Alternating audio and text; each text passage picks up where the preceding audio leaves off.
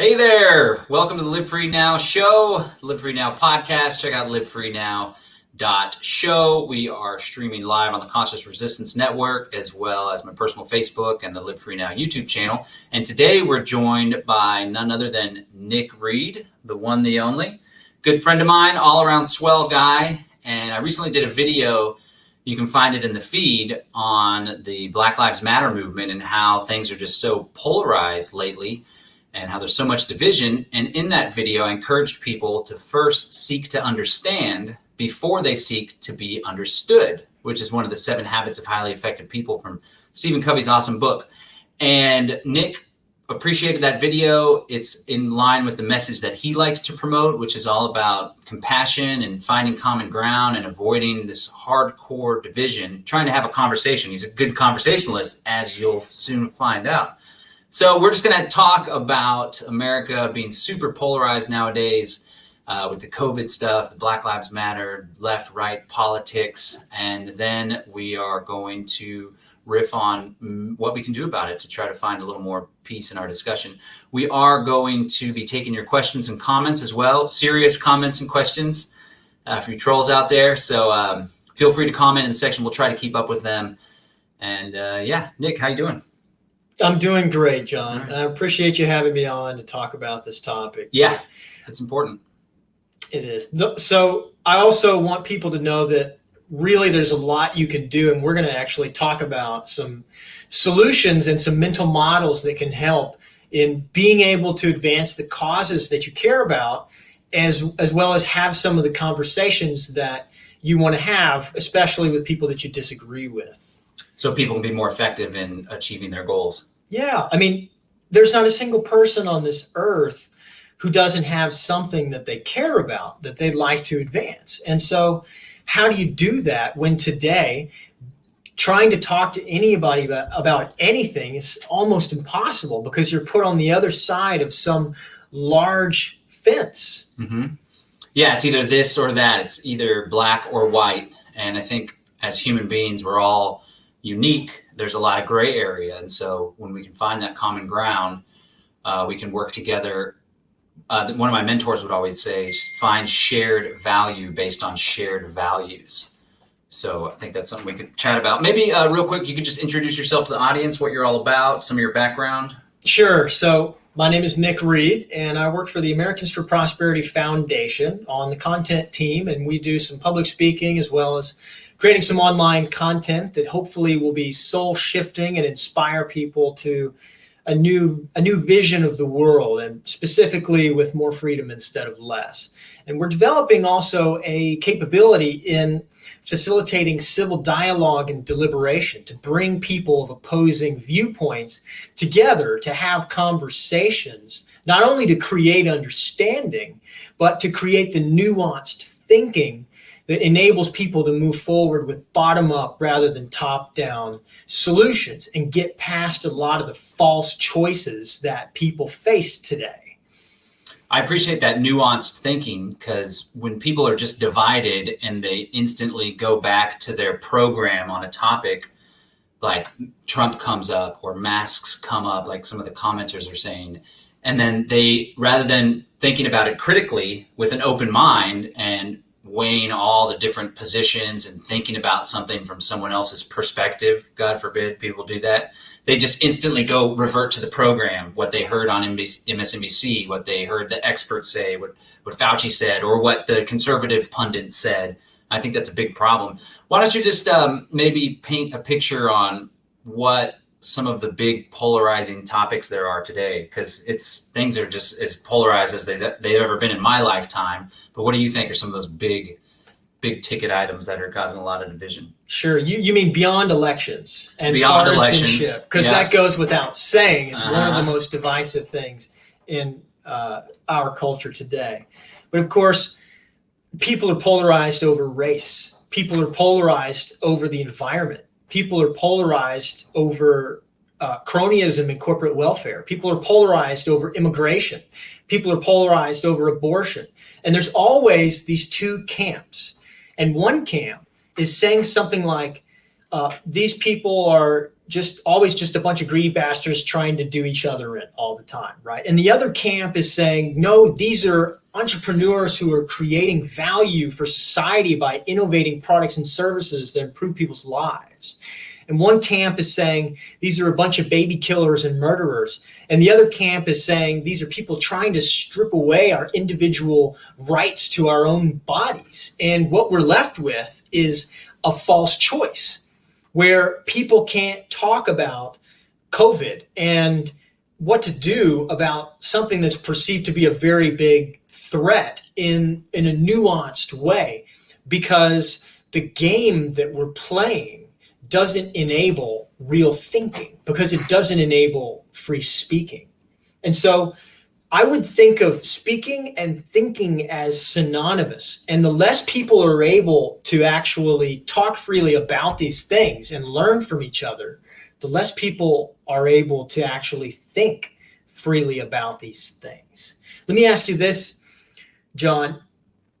When you get into conversation with people that you already agree with, who think just like you, who share the same viewpoint and ideology, same background, life experiences, how much can you really learn from someone like that versus somebody from a completely different viewpoint who completely disagrees with you maybe on something?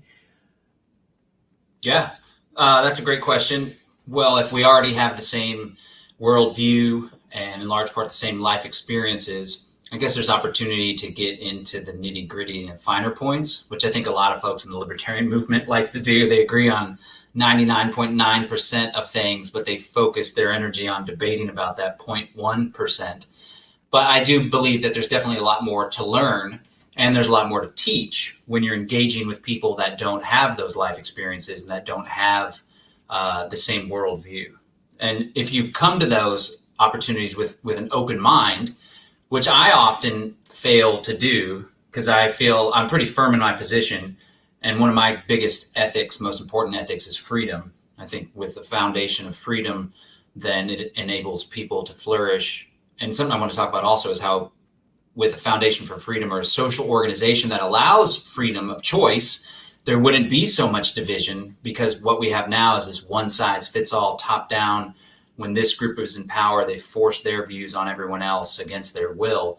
But regardless, I do find it more valuable, but I even struggle myself to not come to the table trying to force my view on someone or trying to persuade someone, which I try to focus on seeking first to understand and then to be understood. John, that distinction was so spot on when you shared that last time. It's actually the whole reason that I'm here, is because that is so key. And I've shared it multiple times, even between when you gave that talk and introduced that point and now. Because when people talk today, they're not speaking to anybody. We're speaking at people. And the difference is that you speak to people. You speak at Siri. But people are not objects. And when you start to relate to people as if they are objects, you run into not only a risk to your liberties, because objects don't have rights, but you run into a situation where you're going to invite the very thing that you're trying to avoid. You invite it. And let me give you a case in point. So I used to volunteer at the domestic violence hotline, and there was a mom who called in one day, and she was talking about her daughter who was in an abusive relationship. And she asked me this question. She said, how is it that somebody can say some of the things or do some of these things to another person? And it dawned on me that sometimes we don't see another person. What we see is more akin to an object or a possession.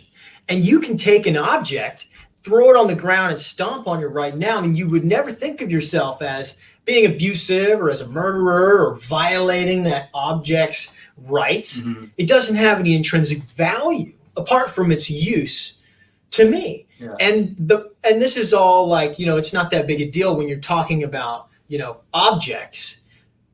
But when you're talking about people, it is. Yeah. And if you really want to get deep into it, right, even these objects, the metal that's in this pole right here is part of the metallic ores of a living earth. And so people on the left always complain about how we're turning living things into products and resources. And then we complain about how people are being treated like chattel or human resources. But then when you treat people that way, your relationships become just as toxic as your water and air. Yeah. Because you're treating something not according to its nature. When a human being is born, we're the most helpless creature on the face of the earth. Why is that?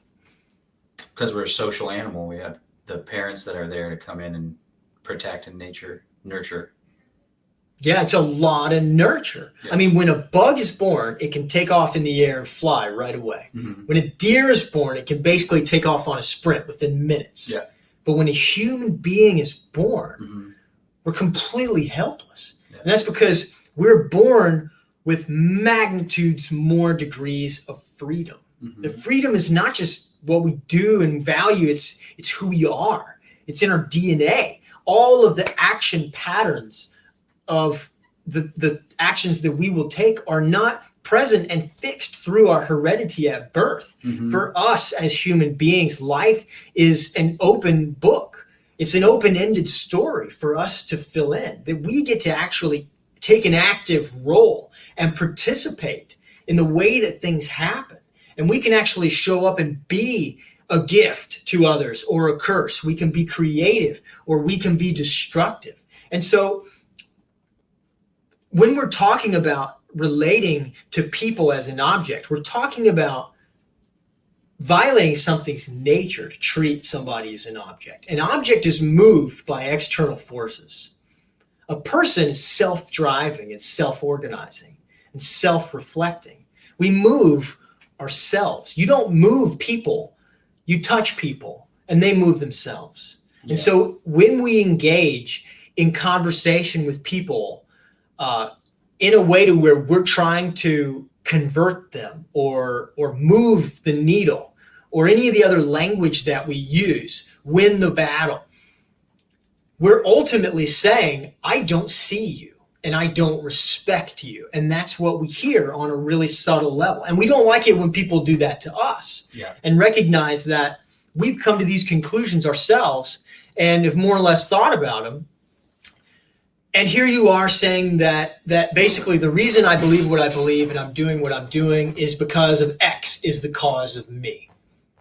What a disservice to who you're talking to. How could you ever be open with another person or have the kind of trusting relationship where a person could even be open to hearing what it is that you have to say in the first place? So that's kind of the problem here that I'm saying. And I really don't mean to go on a monologue, John. Sorry, but you really got me going. My audience hears from me all the time. A couple things popped in my head. Yeah, what's during coming that. up for you? There is an effort to dehumanize the other, for example, in times of war. So if it was just a blank state with two human beings, more than likely, without all this external social influence programming, without this false sense of scarcity that often leads people to war or leads people to do the bidding of the rulers, people aren't really inclined to engage in violence against one another or kill one another. That's why in order for a nation to lead the people to war, they really need to play up the dehumanization aspect. This is what Hitler did against the Jews and the Gypsies and the Gentiles. It was a propaganda campaign for years and years, decades, of dehumanizing this certain group of people. And here in America, we're not exempt from that. It's not some historical thing that took place. We saw it recently with the war on terror. And after 9/11, which I believe was a false flag terror attack, it was used as a means to the end, problem, reaction, solution. So the problem was terror, fear. The reaction of the American public, which was a guided reaction, was, wow, we need our government, our patriarchal government, to protect us and to go out in the Middle East and fight these terrorists. And the solution, of course, is the war on terror and also the growth of the police state at home. But if you were paying attention during that time with discernment rather than just being programmed, then you could see that there was a dehumanization campaign against the other, in this case, Muslims in the Middle East. And unfortunately, a large segment of the population really bought into that and kind of made it their fighting creed. And there was a lot of xenophobia that just expanded. A lot of people had that in their internally already, and they just had an outlet now to express it and to be frustrated about it. Incidentally, we also see that happening, and it's all based on ignorance, where like Asian Americans were being targeted when COVID started popping off, right? And maybe Trump contributes to that, calling it the Chinese virus, for example. One thing that also popped in is you mentioned how infants are like a blank slate, and we have the freedom to chart our own course, right? Well, we do have that innate freedom, and that's a very beautiful thing. However, one of the problems that we face, and consequently one of the reasons why we are so polarized today, is because of that freedom, which is simultaneously a gift, it's also can be weaponized against us. And I was just watching a documentary put out by Richard Grove. I think it's called State of Mind. It's all about mass manipulation, social engineering, public relations, Edward L. Bernays, all this stuff, the Tavistock Institute, these foundations like the Rockefellers are especially responsible for a lot of it. They recognize that human beings have that blank slate, so to speak. They're not just like carrying out the instinctual program of an animal. We have that as well in our reptilian brain, but we also have that capacity for greatness and for our own creative expression, but it can be easily manipulated. And hopefully one of the things that we can bring to the audience today, and I think many of the audience are already critical thinkers, but we all can do our work. We ourselves can do our work, is to be cautious of that external manipulation that plays out. The mainstream media is a big part of it. Public schooling is a big part of it. Even the social programming from your family when you grow up. And one of the tools, if I can just share a tool or tactic that really helped with me, is mindfulness. I like that the Buddha's back here on my videos nowadays because I always reference him. And I always try to be like the Buddha, right? What would Jesus do? It's also what would Siddhartha do, right? So he talked about how through mindfulness, we can become aware of what's taking place in the present moment and act of it or not act of it without any response, with just being present without the thoughts, without our programming played out. And when you can adopt that mindfulness through the practice of meditation, it can be walking meditation, it can be sitting, it can be practicing with your breath, you can become mindful of that internal voice track in your head. And this allowed me to become a better father, to become a better partner with my girlfriend, to become a better business person. So if you can become mindful of that soundtrack, you can catch it. I'm talking about the inner voice, the monologue that we have. Really, it's a dialogue because there's like a subconscious thought and there's a conscious thought. And oftentimes that track that's playing in our head, it isn't productive. It's not beneficial. And it's really the track can be influenced from your parents, like your mom, for example, and people around you saying that you need to work harder, you're not doing good enough. And now with all the COVID stuff, the track can be the mainstream media, which leads you to be like, wow, that guy just walked real close to me. I feel afraid. I don't want to be around other human beings. So if you can be mindful of that track, you can actually take control of that inner monologue, that soundtrack in your head. And instead of thinking, maybe I shouldn't make this expansion of my business, I feel insecure about it, I don't know if it'll be a success, you can program it to be like, no, I'm in a great place right now. I'm aligned with abundance. I know that if I make this move, while there are risks involved, it's going to be successful. Or I know that even though in the past I've had issues with anger, that's not really who I am. So I'm going to take a pause. And back to the 7 habits of highly effective people. The first one is be proactive, where he points out there's a special moment in between stimulus and response. This little space is where we can capture the moment, where we can be mindful and we can take ownership of how we show up in the world. And so that's really what's coming to me. So there is programming. We are free beings that have our own creative ability to carry out our life and our destiny. But all throughout life, whether it's a government conspiracy top down, whether it's our parents, whether it's the media, whether it's bullies, or whether it's friends that weren't really friends that created all this doubt, we can intercept that message and we could shift it to one that brings about more greatness in our life. Yes. Yeah. Thank you, John. Mm-hmm. Super glad you shared that message. There's so much in there that I wanted to touch on that's coming up for me. I think one of the biggest things that you're bringing up right now for me is the different tracks that are playing in our head, Mm-hmm. the different, what I would call stories Yeah. or myths that are kind of in the deep back of our mind that kind of underlie our behavior like a mindset does. And I think there's underneath what's happening in Floyd, what's happening in COVID, what happened in the Parthiad and what happened in Germany and all the things that you're talking about is a really common narrative. And the narrative is that there's an evil out there and we just have to pinpoint it, identify it, and eradicate it. And then everything is going to be better. And if that's a person or whether that's a virus, as long as it's something identifiable that we can take out, we feel like we know what to do. We have a mission.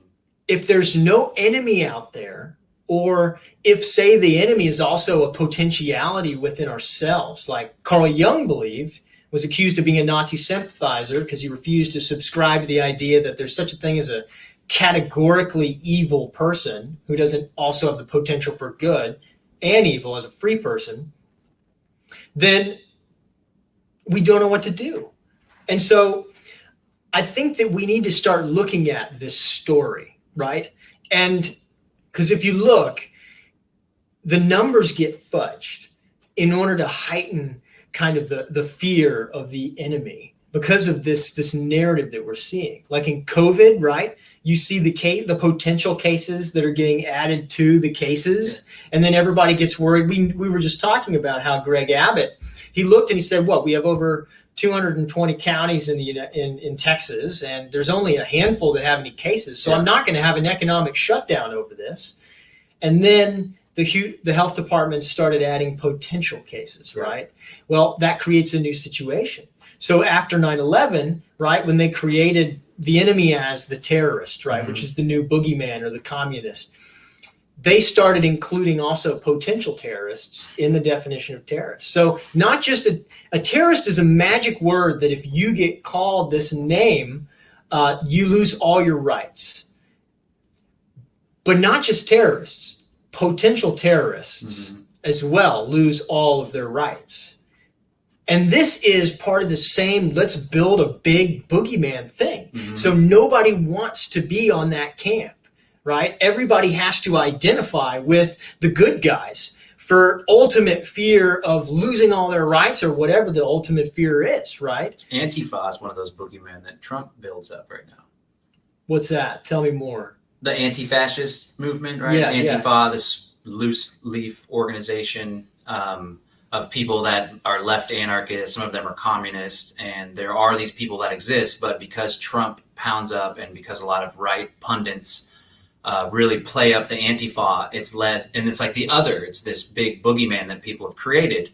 Not to say that that organization or movement doesn't exist and they don't cause harm, but because of that focus, like you were saying, on building up this other that we need to eradicate, it caused a whole group of people to view the entirety of the BLM movement or of protesters that are fighting for police accountability as Antifa, as communists, as violent potential agitators.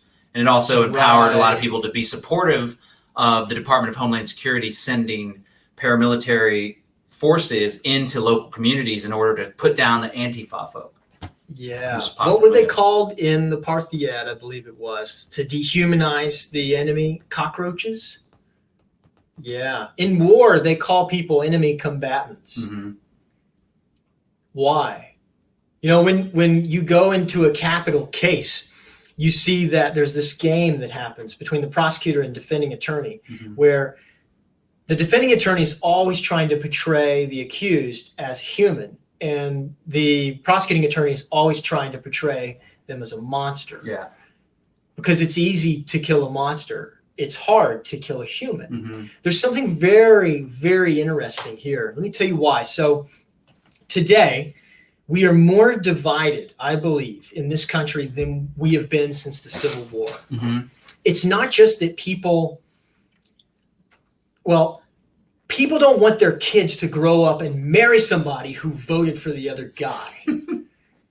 Legislators sign on to bad legislation if it's proposed by their team's party, and they refuse to sign on to good legislation if it's proposed by someone of the opposite party. People unfriend each other on Facebook if they disagree with them or express any challenge to their ideas, and surround themselves with a bubble that reinforces their cognitive bias. And the problem is not that people disagree. The problem is not that people think that people they disagree with are wrong or incorrect. The problem is that we're actually starting to believe that they're bad people, that they're evil, they're lazy, they're stupid. And this is a different phenomenon than we've ever experienced. And this is what has to happen in the war mindset in order to do what you're going to do to the enemy. And there's a psychology here, actually. So in developmental psychology, if you notice, when a baby is born, right, we're born in total dependency. Mother is food, warmth, shelter, protection, everything. And then we learn to crawl and to walk and to talk, and we gain independence. But as we gain independence, we also gain separation, right? Our relationship has changed. We're no longer in symbiosis. And if we do not learn, this is what all the psychoanalytical research shows, to form a new way to relate to the world and others in a productive, healthy way, then we develop this prison of isolation and a separation anxiety that can drive us mad. It can literally drive us mad to do all sorts of things to get rid of that. And this is what happens when we come into conflict at a developmental level with the other. And we become estranged or alienated from the world and others. And we have to learn through love, through compassion, through just mature development to relate in a positive way. But we don't have to. And the stories that are offered today do not lead you to a mature development. There was I'll come back to that study. So when we get to this point, there's a couple escapes. There's a psychoanalyst and philosopher named Erich Fromm. Erich Fromm talked about the escapes. He called it escape from freedom, actually. Yeah. He said we can't handle it and we run from it into dependency again. And the main ways that we did that was by getting rid of the other.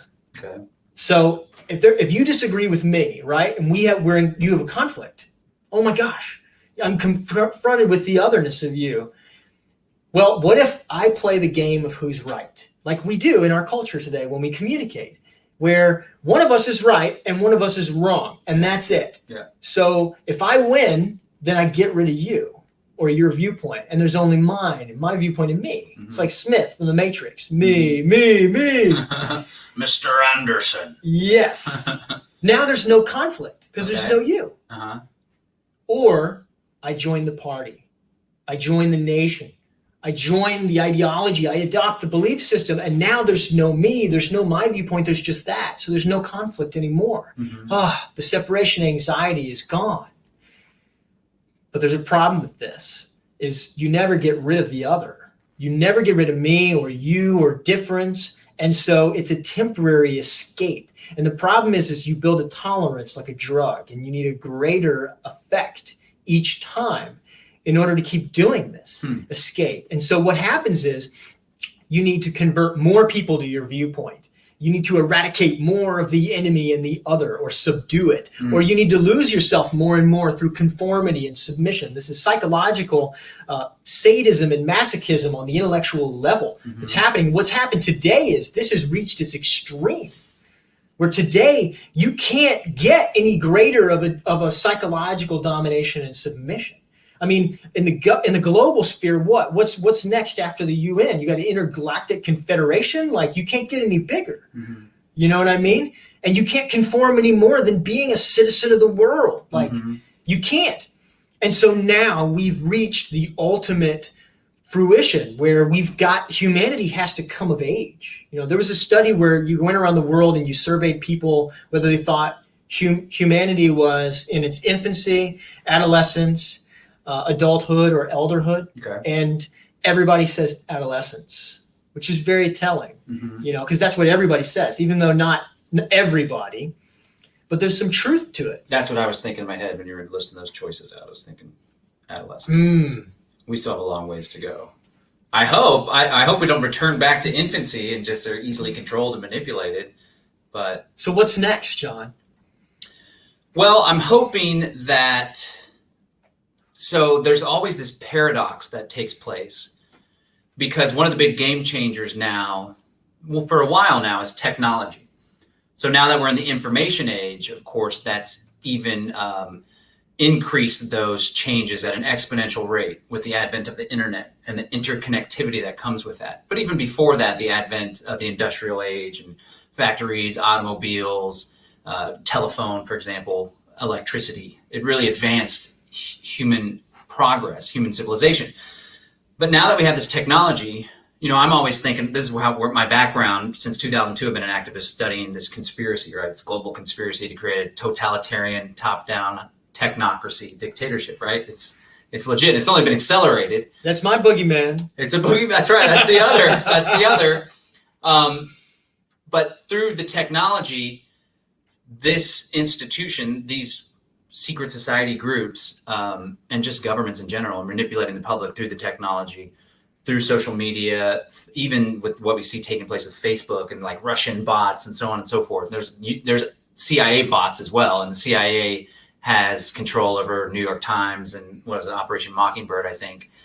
And so there's control through the technology, but also the technology is allowing us to see the other. Whereas before, you just learned about what it was like to be an Egyptian or South American through textbooks, right? Or you learn about the great history of America, how these pilgrims came over to the United States and everything was great and we established this wonderful civilization based on freedom. But then through the internet, you're allowed to do your own research and find that actually that wasn't such a kosher history. There was a lot of nastiness. Through the internet, you can find, for example, Iran is still being bastardized and propagandized in the media because there's all this effort to go to war with Iran and Libya and Syria, right? We've already knocked off some of on the list with regime change. Iran is one of them. And so if through the media, all you see is Iran as the other, but at the same time, and you have propaganda through Fox News, so on and so forth, but at the same time, you have the internet and Twitter and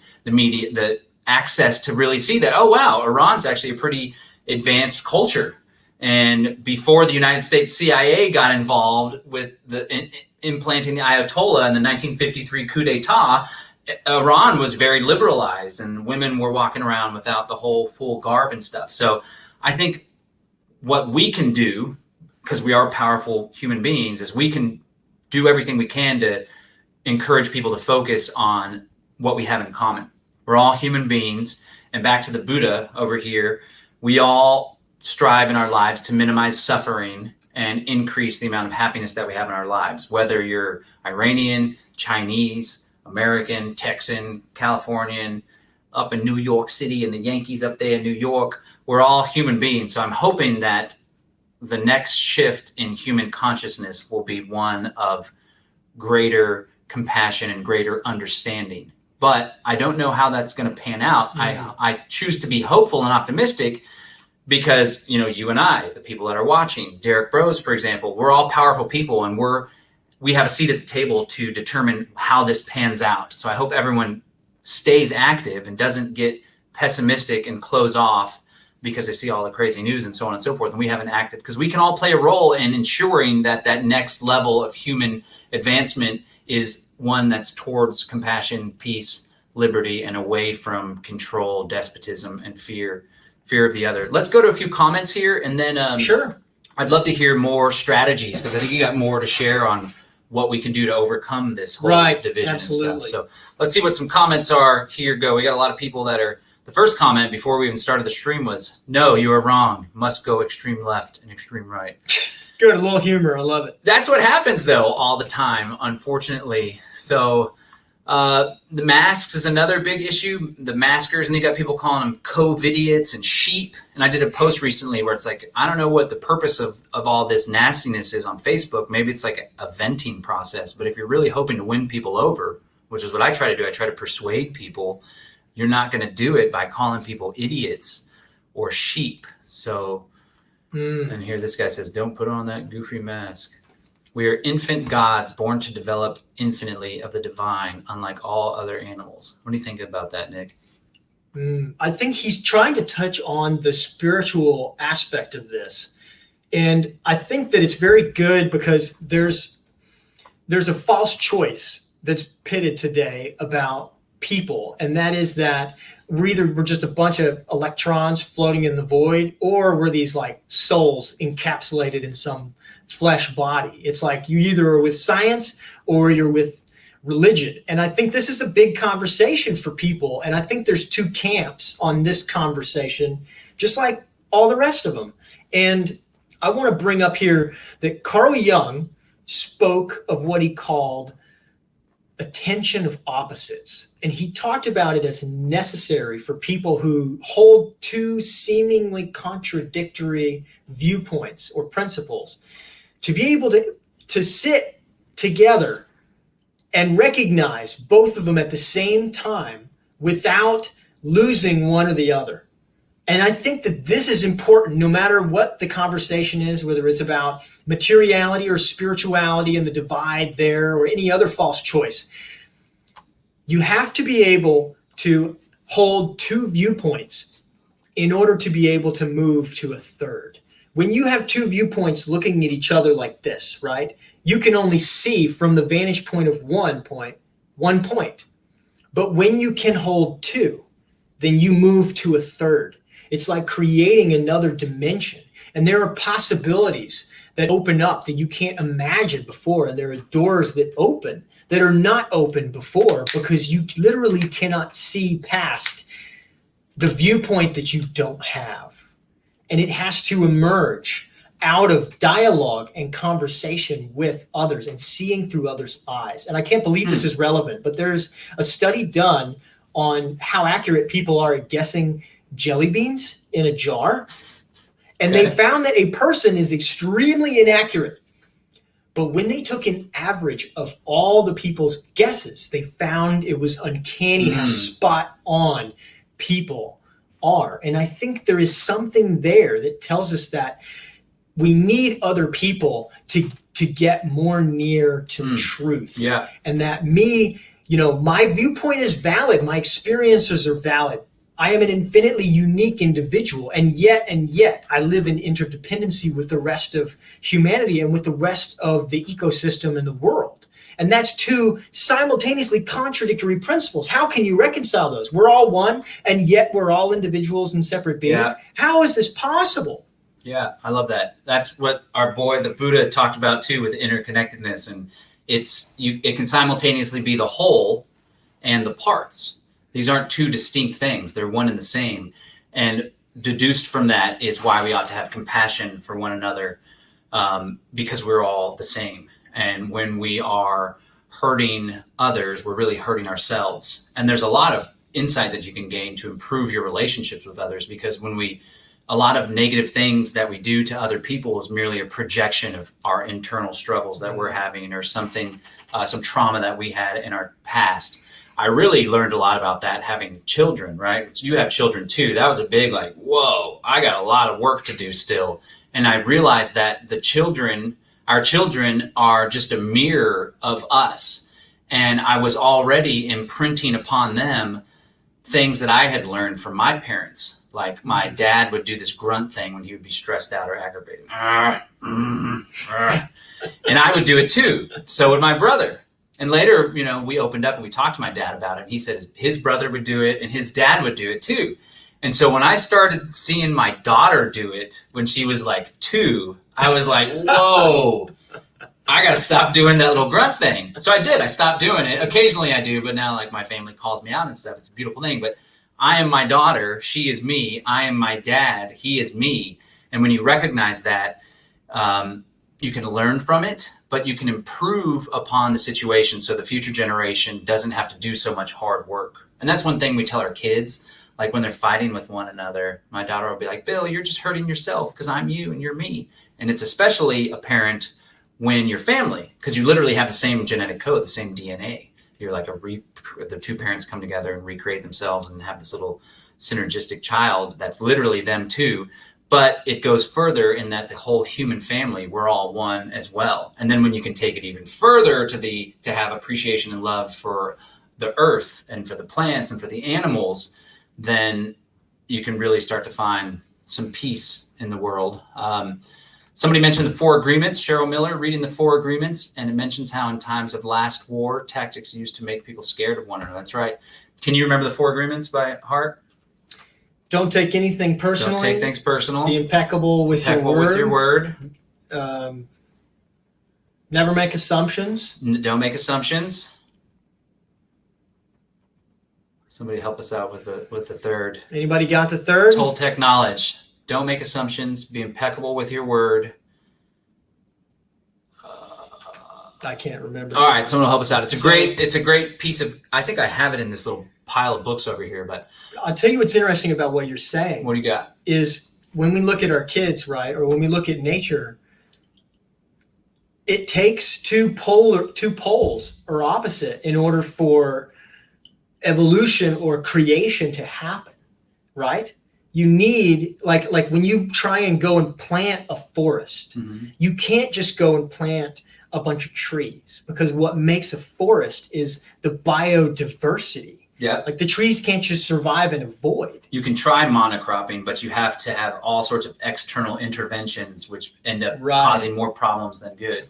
Same with people. Yeah. Like for every one person to be here, it takes, without the intervention of science, 2 people to cooperate on some level, right? Of the masculine and feminine variety. So nature also has this tension of opposites, but I think it also shows us that there's an immense creative power in it that emerges once those 2 come together. And this happens in business when someone from one industry comes over to another and brings all this new innovation and insights that were unimaginable. This happens in relationships. This happens in nature. It happens in almost every aspect of life. So why would it not happen in the political or the cultural or the social or the racial realms, where people today are so afraid of talking to other people? I want to talk about winning people over winning arguments. Okay. Can I ask you this, John? Can you win an argument and lose a person? How so?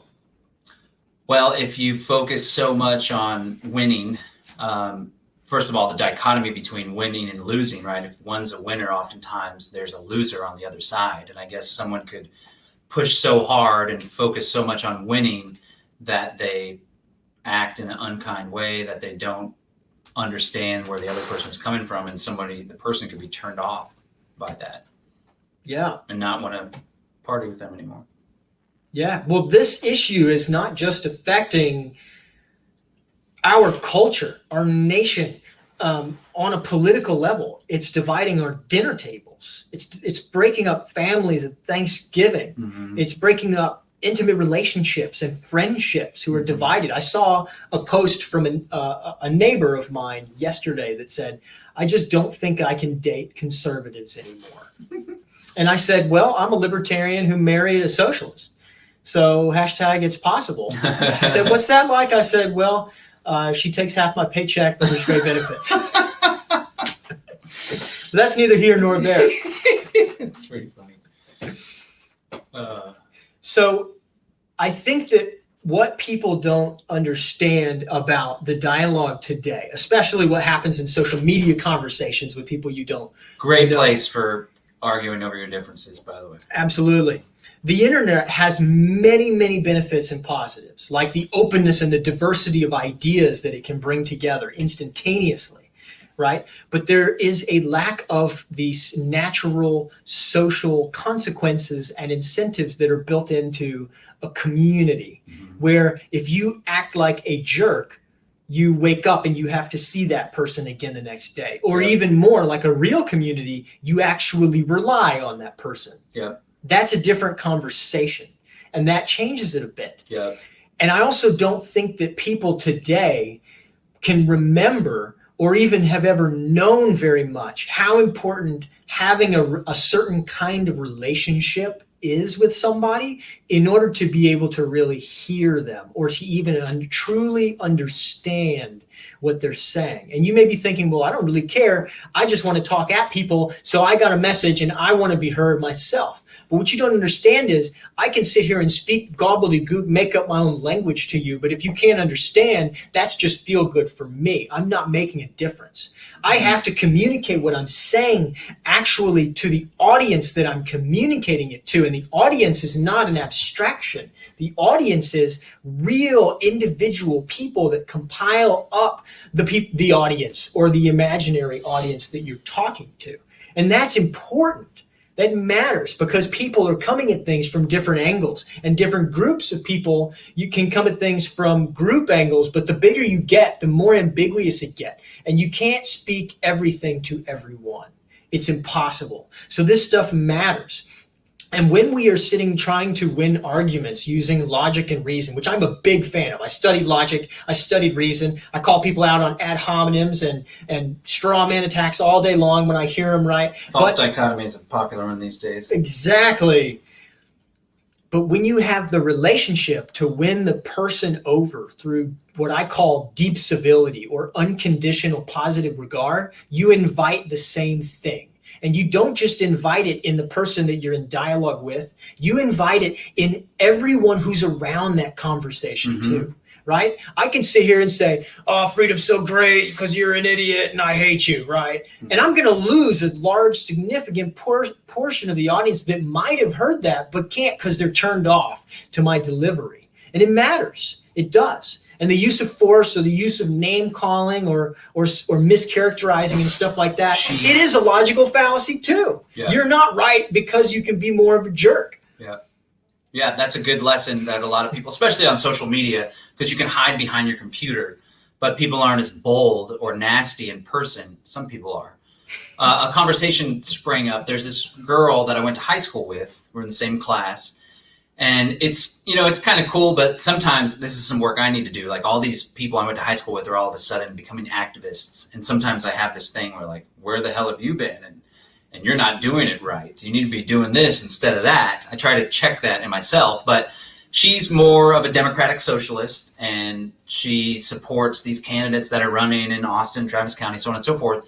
And we butt heads on stuff on, economics especially, but we have that common ground. We have shared values when it comes to police accountability. And I try to be a good person and we'll engage one another, and it's always a productive conversation. And I feel like we both learn from it. And I go out of my way to congratulate her too. Like a couple of the candidates that she worked for and supported got elected. And they're not my kind of candidates, although they are on some issues. And I was like, hey, congrats, you did great work. Well, the other day she posted something and I went on and kind of engaged. It was like blaming the Trump or blaming somebody for all the economic problems. And I said, well, you got to really focus too on the mayors and the governors that did the lockdowns. That's why a lot of people are losing their homes right now, because they locked down the economy. And these other people came on and were like, I can't believe you're still friends with this guy. And this guy's a total jerk. I was called a ghoul recently. And I'm always like trying to be kind through my communication. Well, someone else posted and said, honestly, I like watching this woman and John talk because it's civil and I feel like I learn from them. And that's what keeps me going, because sometimes I'm like, what the hell am I doing debating with people on Facebook? There's so much more work to be done with the community that already agrees with freedom and then so on and so forth. But there's people that learn from a civil dialogue, which I think is still valuable. It's like the discourses, right? Like I think it was Aristotle that wrote, or was it Socrates that wrote about Aristotle? One of them came first. One of them was a student-teacher thing. You probably know. Socrates was the original OG. Okay, but there was a dialogue that they wrote. And it was one person writing in a dialogue because that affords the opportunity for an argument, a counter-argument. And when you know how to speak like a rational adult and not get all worked up, and you know that process, there can be a lot of magic. Not to bring up Hegel, but there is a thesis, an antithesis, and a synthesis. And that's really valuable. It's valuable for those in power because they leverage it, problem, reaction, solution. But it also doesn't have to be thesis or antithesis. There can be a synthesis. And one more thing to point out, something that's helped me to let go of that whole ego thing where I got to be right, is understanding that our perception in large part creates our reality. And even people are like, well, 2 + 2 = 4. Well, like you were saying earlier, what if 2 + 2 actually equaled 3 or 5? Because you have 2 and 2 = 4, but you also have the fifth component, which is the sum. Does that make sense? Kind of. Let me do it with 1 + 1 = 2. Does it? Or maybe it equals 3 because you still have the original one, but now you have the third, which is the sum of the two. But anyway, the point is, I could say 1 + 1 = 3. Like if you have one perspective and then you have another perspective, and you take both of those principles simultaneously, then to look at them at the same time without losing one creates a third. Yeah, so I think that's what you're saying. Or if you have like the freedom cell thing, we got it from this guy John David Garcia that did this autopoiesis, which is a biological thing that came about in the 1970s. This theory. Well, it's just was a name for a phenomenon that's always existed, where there's like these self-replicating physical entities, biological entities, and then they recreate the same program to recreate themselves. Well, he has this process where these 8 people come together, they let their guard down, they communicate, and the 8 becomes 1. And so in that regard, you have 1, 2, 3, 8 units. You have that 8, but you also have 9 now because you have the whole. Kind of referenced that earlier, but it's allowed me to be more accepting of other people's viewpoints, to understand that I have a viewpoint about something, they have a viewpoint about something. Both of them are equally valid because really it's in the eye of the beholder. And so that's like law of attraction. Like some people see this particular phenomenon this way. Some people see it this way. Like someone that's afraid of COVID, for example, when they see the report come out that it turns out that there's 10 times more cases than we originally thought. My worldview says, wow, that means that the fatality rate is much lower because more people have the case and we know the number of people that are dying. Other people see that and say, oh my God, the virus is more widespread. More people have it than we thought. Both of those viewpoints are equally valid. They're just coming from a different place. And if we can learn to honor and respect people's truth, then hopefully there'll be some reciprocity and we can find peace with one another. Absolutely. 2 + 2 = 5. There's a Frederick Douglass quote. Do you know it? No. Famous one. Says, I will unite with anybody to do right and nobody to do wrong. And it's a powerful distinction that I think you're talking about with the coalition that you formed, right? Which, like the First Step Act was a coalition. It was a bipartisan effort. There's a lot of bipartisan efforts today. And they're done by groups or people. Before. Yeah, there's a lot fewer. But I think there's also like organizations like Americans for Prosperity who are embracing what they call policy coalition strategy. And this is a distinction between policy over politics. And so instead of finding someone that you align with on party, you find groups or individuals that you align with on a certain policy issue. Yeah. And what this enables you to do while everybody else is in a stalemate over their teams and camps is you can work with anybody to do good, and you can advance a certain policy even though neither one of you give up your position. Yeah. And so I believe a lot of people today think that you have to give up your position or sacrifice your integrity in order to get anything done. And it's just absolutely not true. I do think that we need to start shifting away from talking about necessarily our party or our position and start talking about the policies. And we can always find common ground. Just like you and I, John, if we looked deep enough, I'm sure we would find plenty that you and I actually disagree on. And if you were my boogeyman and arch enemy and we looked deep enough, I'm pretty sure we could find something that we agree upon. Yeah, for sure. I appreciate that policy aspect. I helped to start a political action committee over 10 years ago called Texans for Accountable Government. It's still around today. And one of the things that we've focused on was this little catchphrase: humanize, harmonize, localize. And so the humanize was like to get out, make human relations, go meet your legislature, meet your neighbors. The harmonize was what you're talking about. It was build coalitions around common issues. And so we would work with left-leaning groups like the ACLU and the Texas Civil Rights Project against police accountability, for example, or privacy issues. And then we would work with conservative groups around fiscal responsibility, and homeschool rights, for example. And the magic is whenever we would bring together Libertarian Party, Democrat Party, Republican Party on the same token. Of course, we would also often get sabotaged by like the city attorney and stuff like that who work for themselves and their own interests. But I think that's an important thing to focus on in politics, but also in life in general. And then the localized, of course, was to bring things locally. We got like 5 minutes left. I want to wrap it up with an hour. So let's hit real quick on some of these comments. We'll try to do some rapid fire responses. Baster Fa 84 says, great message, guys. Can you tie into this debate on economic theory, especially capitalism? Capitalism is definitely one of those big dividing other things. A lot of people are anti-capitalist these days, and they like to post about their anti-capitalist position on their smartphone, which is a wonderful tool that capitalism has created. But why don't you riff on that for a sec while I find another comment we can talk about? So usually, what's the false choice? It's capitalism and what? Socialism? I guess that would be the dichotomy, yeah. If you actually talk to a socialist, which I do all the time. I live in the bleeding heart of Texas, Austin, and so I have plenty at my beck and call all the time. So I sat down and I talked to someone who's not a Democrat or a Democratic socialist, but a socialist, self-identified. And I asked, what exactly is the real issue with the millionaires and the billionaires paying their fair share and so on and so forth? And he said, you can't get there to $1 billion without exploiting people. Okay. I said, my God, that's how I feel about taxes. We're best friends. When you understand the people that you're talking to, it's a different conversation. It's like, so there's many of my neighbors are extremely left-leaning individuals who we disagree on plenty of things.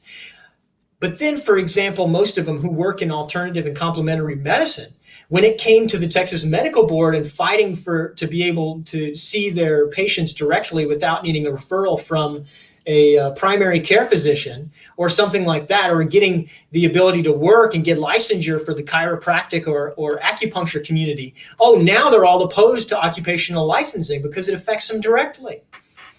I think that when you can get to the point where people can relate to the experience and you can actually understand the people that you're talking to, it's not the same situation, and it's not the same false choice of it's either you're with us or you're with the terrorists. You're either with the capitalists or you're with the socialists. And for anybody who's pro-business, I would make a distinction between that and pro-market.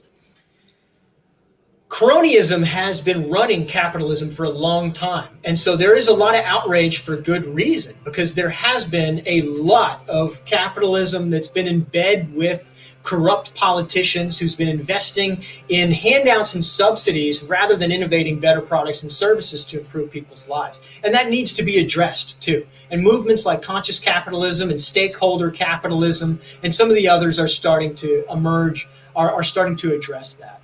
Yeah. I want you to leave with this. How much time do we have? 1 minute? Let's do a couple more comments and then we'll close it down. I've always preferred voluntary exchange as a way to describe economic transactions as opposed to capitalism, although I think capitalism is great. And I'm a capitalist that invests in capital, takes risks in order to turn a profit. There's nothing wrong with that. But like you said, there can be cronyism. There can be the exploitation of resources. I don't think an employee-employer relationship is exploitative because it's voluntary and there's mutual benefit, but there's a lot of angst around money. Erica Gutierrez says, being respectful of others and speaking out of kindness and respect for yourself and other part usually neutralizes polarizations. A principle that is hard as the topics or issues are closer to the ego. What role do you think the ego plays in the difficulties we face when communicating with people that have a different opinion on stuff? The ego acts like the CEO at a board meeting. So the CEO can't make all the decisions without all of the intel from everyone on the board who looks at different aspects of the business. They take the vote of the person who's negative. They take the vote of the person who's being positive. They take the people who disagree. They take all of the voices, and then they make an executive decision about what direction to go in. The ego acts like that. And not just with people outside. You have competing voices within yourself. Everybody does. And we need to realize that we're taking inventory of our internal voices. Why are we not taking inventory of external voices? Oh, that's pretty good. That's pretty good. This guy Robin says, I disagree there is a truth no matter what one thinks. Is he saying I disagree? There is a truth no matter what one thinks, or he disagrees? Yeah, I think he's disagreeing with my perception informs reality bit. There's always this story that I like to tell to describe why I feel this way, right? And again, your truth is that you don't think that's legit, and that's okay. I'll honor that. My truth is that my perception creates my reality. And so I always share the story of when I lived in a converted school bus. And so we got this bus gifted to us, and it was in rough shape when we first got it. And it was a school bus, and I had 2 kids I was raising. And so we have the same object, this objective object, right, that can be described, and it can be, you can take a picture of it. It's a physical object. Maybe that doesn't change, right? But my perception of the object changed. So sometimes when I was feeling down and pessimistic, I thought to myself, man, I got to do better for my family. We're living in this school bus. We still have a lot of repairs to do on it and upgrades. It's not very comfortable. It's not what I want for my family. Oh, and I would get down on myself because of that perception of reality. Other times I would have an alternate view of the same school bus in that, wow, this is such a great opportunity for me and my family. We can travel the country together. Our home literally can move wherever we want it to. Not to mention, we don't have to pay rent. We own our own home without even having to pay anything in the first place. This is a great place to be. So depending on what my perception of was the school bus, my reality changed completely to where the reality of the school bus could be this burden and something that makes me feel inadequate as a father, or the school bus could be something that's adventurous and I could take my children around the country and teach them, and we have the freedom to own our own home, not having rent or having a mortgage. And so same school bus, 2 different truths around the same school bus that I experienced. And I think about that when people are saying stuff to me and they have their own perception of reality. And for me to discount that, I think is not fair to them. So part of the story that I want to, the message that I would like to share here and leave you guys with at some point is that this doesn't have to be a tragedy. It actually could be a comedy or a romance. And that really depends on how you approach it. And so what John's hitting on is very important. You can climb a mountain, and that mountain you can climb it with somebody who's complaining the whole time, or you can climb it with somebody who is absolutely euphoric and is having a religious experience of getting to the peak. Same mountain, 2 different experiences of it. And I believe today that we are coming to a crossroads where the risk of blossoming is becoming less than the risk of remaining in a bud. And so humanity has been stuck at this point with this strategy of trying to dehumanize and objectify so we can dominate and submit the other for a long time. Right at this point, I think out of the muck of the Nile can come the blue lotus, something incredibly beautiful. The swans fight actually when they go to mate before they kind of figure out what they're doing. And it's very possible that today we're coming to a sort of awakening, a maturation, which the psychoanalytical literature sometimes suggests is like a mature form of relationship or love, where you have a real sense of togetherness and unity that develops, where neither point give up their integrity, right? And so instead of the codependent relationship where there's always somebody who gives up or sacrifices themselves or integrity, this is one where both points remain, and yet there is fusion. And I think this is really critical and key, that we've got to find a way to make this all work. The stories that we are just isolated islands and encapsulated individuals alone in the world is a half-truth. And the story that we're all one and we're just a mass and we're just man, the collective, is also a half-truth. There is independence and there is interdependence. And until we can recognize both of these stories, traditionally embraced by socialists, the interdependence and solidarity part, and capitalists, the independence and freedom part, until we recognize both of these these principles, I don't think we can create or even imagine how we could create the kind of world that's going to be necessary to transcend the level of thinking that's creating our present problems. Well said. So I thank you guys for being here. I thank you for listening. I want you to know that your work is my work, and so I thank you for doing it. Thank you for having me on, John. Yeah, thank you, Derek Bros, for helping us connect up to your podcast. At D-Bros Live Free. All right, this has been a great, enlightening conversation. I want to thank everyone for tuning in. Be sure to subscribe to this channel. You can subscribe to my personal channel. There's links there, and I have a podcast. The podcast version of this will be released as well, livefreenow.show.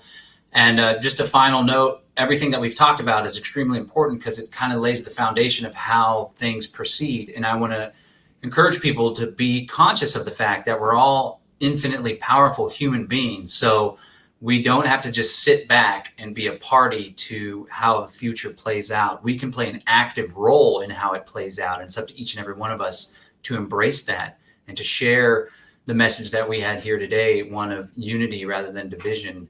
And peace and freedom. Thanks a lot, Nick. You bet. Thank you. Bye.